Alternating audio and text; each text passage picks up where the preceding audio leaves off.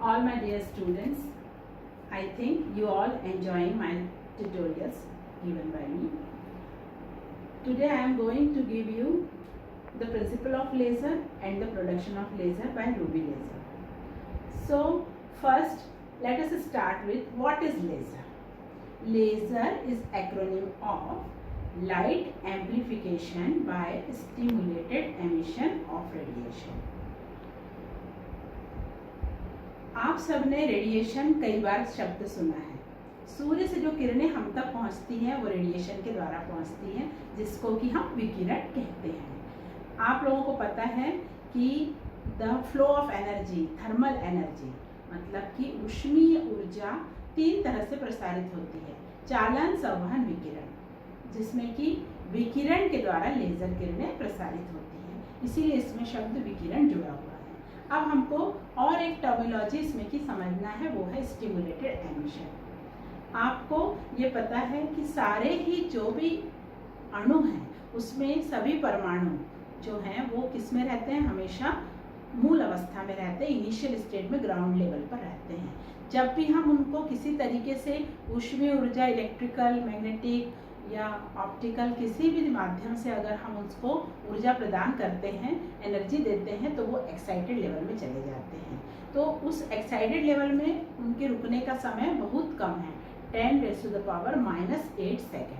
तो वहाँ पर वो ज़्यादा देर तक नहीं रुकते हैं और वो अपनी जो ऊर्जा है जो उन्होंने एक्साइटेड लेवल में जाने के समय में एब्जॉर्ब की थी, उसको वो एमिट करते हैं और ग्राउंड स्टेट में आ जाते हैं। तो ये इस प्रोसेस में जो लाइट फोटोन के द्वारा उत्पन्न होता है उसे हम जो है सिंपल लाइट कहते हैं। ये इस एमिशन को स्पॉन्टेनियस एमिशन कहते हैं।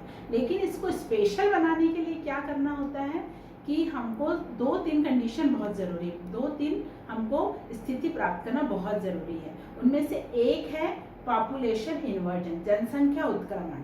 ये स्थिति कैसे प्राप्त करते हैं वो हम देखेंगे, और इसके द्वारा ही जब हम जनसंख्या उत्क्रमण प्राप्त कर लेते हैं तभी हमारे द्वारा जो है वो लेजर का प्रोडक्शन संभव हो पाता है। तो जनसंख्या उत्क्रमण को समझने के लिए हमको यहाँ पर ये चित्र देखना आवश्यक है। आपको जैसे यहाँ पर मैं दिखा रही हूँ कि ग्राउंड स्टेट, मूल अवस्था में अधिकतर एटम्स हैं, अधिकतर परमाणु मूल अवस्था में हैं। जब हम किसी भी तरीके से पंपिंग करेंगे, जैसे मैंने आपको बताया, इलेक्ट्रिकल, मैग्नेटिक, ऑप्टिकल, थर्मल, कोई भी किसी भी तरह की पंपिंग हो सकती है। इस पंपिंग के द्वारा ये जो एटम है ग्राउंड स्टेट से एक्साइटेड स्टेट में चले जाते हैं। अगर ये एक्साइटेड लेवल से डायरेक्ट ग्राउंड में आते हैं तब जो फोटोन उत्पन्न होता है उसको बोलते हैं हम सिंपल लाइट, या उसको बोलते हैं लाइट एमिशन, या इस प्रोसेस को स्पॉन्टेनियस एमिशन बोलते हैं।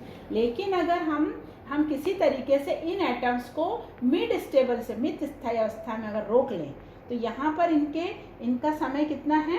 10⁻⁻8 सेकेंड रुकने का, और यहाँ पर कितना है? 10⁻⁻4 सेकेंड। मतलब 4 सेकेंड मतलब ये -4 का मतलब ये यहाँ पे ज़्यादा देर तक रुकते हैं। तो एक ऐसी अवस्था आती है जब हम लगातार पंपिंग करते रहते हैं तो ये एटम पूरे के पूरे ग्राउंड स्टेट से होते हुए मिड स्टेबल स्टेट में रुके रहते हैं। चूँकि ये ज़्यादा देर तक रुकते हैं इसलिए यहाँ पर number of atom in mid stable state is more than number of atom in ground state. मतलब मूल अवस्था से मिड स्थायी अवस्था में ज़्यादा परमाणु इकट्ठा हो जाते हैं।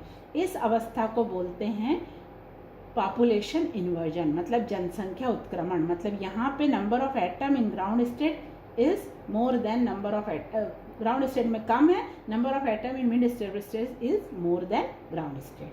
तो इस अवस्था में अगर इसी ऊर्जा का, जिस ऊर्जा में ये यहाँ पर हैं, उस ऊर्जा का कोई फोटोन इनसे टकराता है, इससे टकराता है, तो ये जो है एक कंट्रोल टाइप की प्रोसेस बन जाती है और इस सेल्फ जनरेटिंग हो जाती है। और इसमें क्या होता है कि ये जो एटम है ए 1 बाई 1 नीचे गिरते हैं। ये इसको धक्का देता है, ये गिरेगा, फिर ये इसको धक्का देगा, फिर ये नीचे आएगा, फिर ये इसको धक्का देगा, ये आएगा।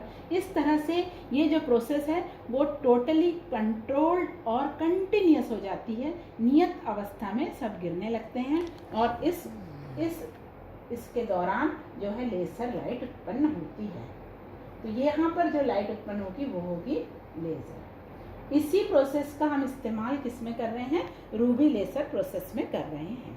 रूबी लेजर, एक रूबी की एक रॉड होती है। रूबी रॉड क्या होती है?